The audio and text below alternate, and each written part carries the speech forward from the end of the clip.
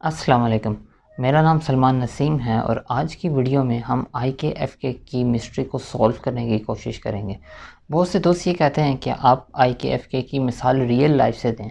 Actually real life से IKFK की मिसाल देना इसलिए मुश्किल है कि नॉर्मली अगर हमने किसी को उंगली करनी हो तो हम ये नहीं सोचते, हमारा दिमाग ये नहीं सोचता कि हम यहाँ पे IK यूज़ करेंगे या FK यूज़ करेंगे। ये एक रोबोटिक्स की टर्म थी जो कि एनिमेशन के अंदर यूज़ होती है, क्योंकि जब आप किसी चीज़ को एनिमेट करते हो तो वहाँ पे आपको किस तरह से IK और FK के अंदर बिहेव करना है, वो चीज़ों को कंसीडर करना पड़ता है। In normal terms IK stand for inverse kinetics and FK stand for forward kinetics. Theory में मैं बिल्कुल भी नहीं चाहूँगा, आपको प्रैक्टिकल दिखाते हैं ये किस तरह से होता है, तो आइए देखते हैं। ओके, IKFK की सिंपल सी डेमोन्स्ट्रेशन करने के लिए मैंने ये रेन रिग डाउनलोड किया है। ये ब्लेंडर कम्युनिटी की तरफ से फ्री रिग है। ब्लेंडर क्लाउड का लिंक मैं नीचे डिस्क्रिप्शन में डाल दूंगा। ये बड़ी अच्छी रिग है, खासतौर पे बिगनर्स के लिए बहुत ज़बरदस्त है। इसे लाजमी यूज़ करके देखिएगा।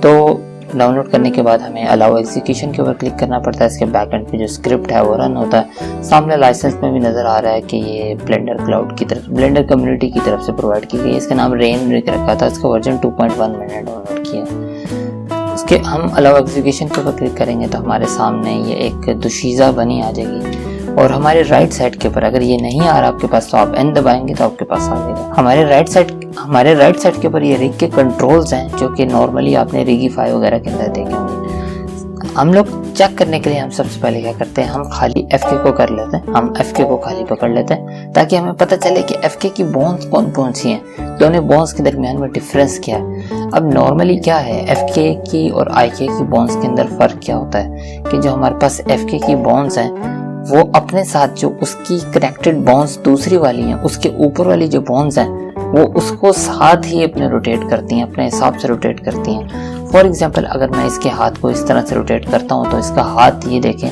बिल्कुल उसी तरह रोटेट करेगा। बिल्कुल इसके जो लास्ट हाथ के ऊपर लास्ट एक हैंडल है, एक बोन है, उसको पकड़ के मैं जिस भी चीज़ को रोटेट करूँगा तो वो उसके साथ ही ऊपर वाली दोनों बोन्स रोटेट होना शुरू हो जाएंगे। इसके बाद साथ पोल है मेरे पास इसका, मैं इस पोल को सिलेक्ट करके चीज़ों को चेंज वगैरह कर सकता हूँ। ठीक है, अब ये अभी इस वक्त जो है वो IK स्ट्रेच के ऊपर है। IK स्ट्रेच का मतलब ये है कि मैं इसके हाथ को जितना चाहूँ लंबा कर सकता हूँ। अब इसके लिए मुझे यहाँ पे जाना पड़ता है। यहाँ पे जाके IK सेटिंग के ऊपर जाके IK स्ट्रेच जो है इसमें आर्म की उसको मुझे ख़त्म करना पड़ेगा। तो अब ये जो है वो बोन तो वहीं पे रहेगी लेकिन IK स्ट्रेच खत्म हो जाएगा। तो नॉर्मली हम अब क्या करते हैं, Alt G दबा देते हैं तो ये वापस आ जाएगा। अब ये तो IK था।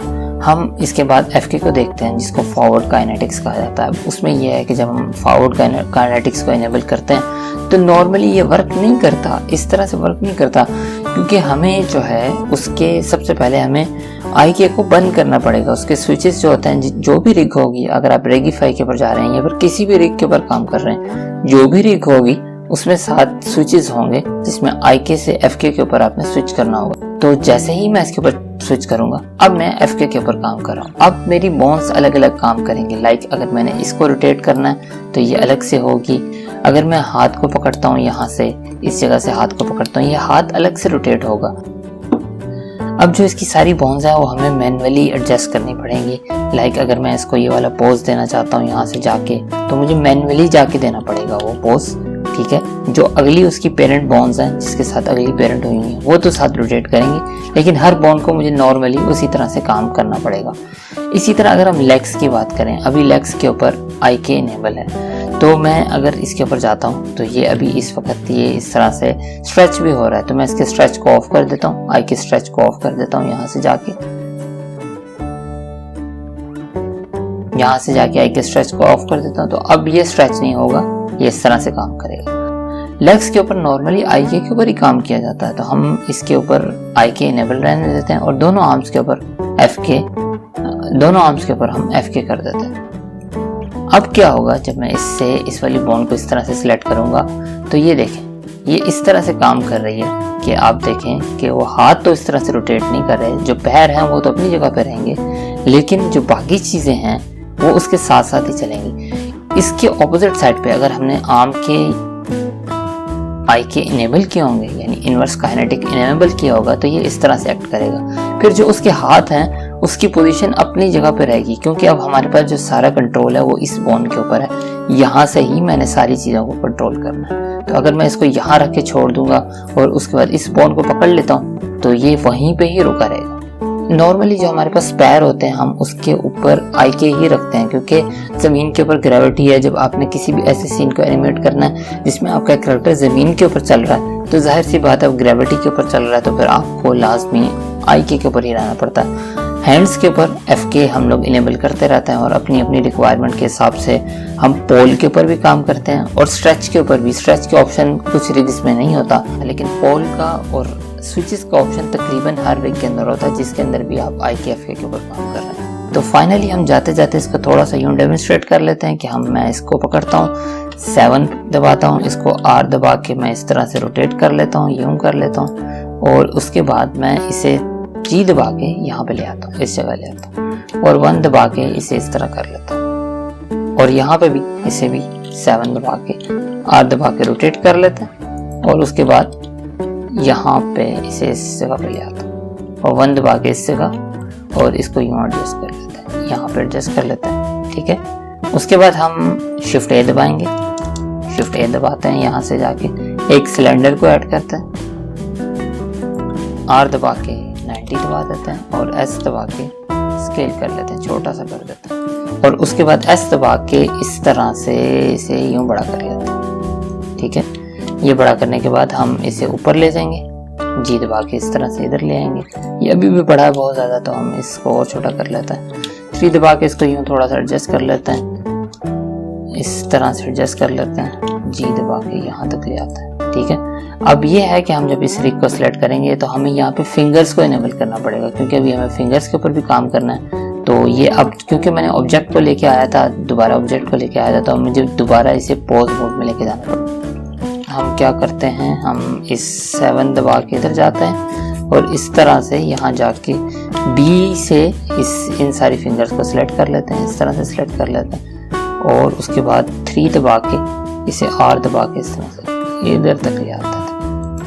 ठीक हो गया, तो अब हमारे पास कुछ थोड़ा थोड़ा ये आना शुरू हो गया कि ये अब कि उसने हाथ रखा हुआ, और इसी तरह इसी को भी इस राइट साइड पे भी हम ये इसी तरह से काम करते हैं। इसको थोड़ा सा यूं बाहर निकाल लेते हैं और यहाँ पे ले आते हैं। ठीक है, उसके बाद अब आप देखो, अब ये है क्योंकि अब हमने जो चीज़ सीखी है अब हम उसको डेमोन्स्ट्रेट कर रहे हैं। तो आप अब देखो कि अब अगर इस टाइम पे मैं 3 दबाता हूँ या फिर मैं अपने कैरेक्टर को थोड़ा सा यूज़ूम इन करके देखता हूँ और इस चीज़ को हिलाता हूँ, ये देखो, तो ये इस तरह से शो करेगा। और इसके मुकाबले में अगर मैं लेग्स को भी स्ट्रेच कर देता हूँ, इस तरह कर देता हूँ, तो फिर ये इस तरह से शो करेगा। ये एक कार्टूनिक टाइप का इफेक्ट है जिसमें वो स्ट्रेच वाली जो चीज़ है वो आएगी। ठीक है, और अगर मैं आर्म के स्ट्रेच को ख़त्म कर देता हूँ तो वो वापस आ जाएगा, वो अपनी नेचुरल पोजीशन के ऊपर वापस आ जाएगा। हम इसको स्ट्रेच को ख़त्म करते हैं। फाइनली हम लेग्स के ऊपर से ये हटा के टेस्ट करते हैं। ठीक है, हम IK को इधर से हटा देते हैं, ये हटा के टेस्ट करते हैं। तो अब आप देखो ये इस तरह से आएगा।